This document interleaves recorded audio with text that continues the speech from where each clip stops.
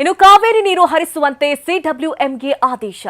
ಒಕ್ಕೂಟ ವ್ಯವಸ್ಥೆಯಲ್ಲಿ ಎಲ್ಲವನ್ನ ನೋಡಬೇಕಾಗತ್ತೆ ಅಂತ ಜಲಸಂಪನ್ಮೂಲ ಸಚಿವ ಚಲುವರಾಯಸ್ವಾಮಿ ಹೇಳಿಕೆಯನ್ನು ಕೊಟ್ಟಿದ್ದಾರೆ. ಈಗ 9,000 ಕ್ಯೂಸೆಕ್ ನೀರು ಹರಿಸಬೇಕಾಗಿದೆ.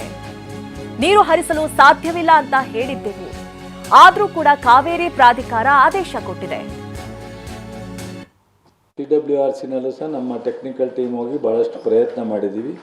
ನಾವು 9,000 ಬಿಡಲಿಕ್ಕೆ ಕಷ್ಟ ಅಂತ, ಬಟ್ ಆದರೆ ಅವರು ಸಿಚುಯೇಷನ್ನು ಮತ್ತು ಇನ್ಫ್ಲೋ ಇವೆಲ್ಲ ನೋಡಿ ಅದನ್ನು ಮಾಡಿಬಿಟ್ಟಿದ್ದಾರೆ.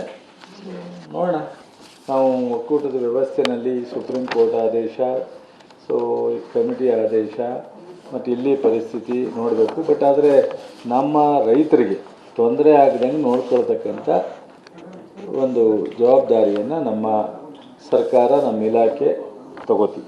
CWRCನಲ್ಲೂ ಸಹ ನಮ್ಮ ಟೆಕ್ನಿಕಲ್ ಟೀಮ್ ಹೋಗಿ ಭಾಳಷ್ಟು ಪ್ರಯತ್ನ ಮಾಡಿದ್ದೀವಿ. ನಾವು 9,000 ಬಿಡಲಿಕ್ಕೆ ಕಷ್ಟ ಅಂತ, ಬಟ್ ಆದರೆ ಅವರು ಸಿಚುಯೇಷನ್ನು ಮತ್ತು ಇನ್ಫ್ಲೋ ಇವೆಲ್ಲ ನೋಡಿ ಅದನ್ನು ಮಾಡಿಬಿಟ್ಟಿದ್ದಾರೆ. ನೋಡಿ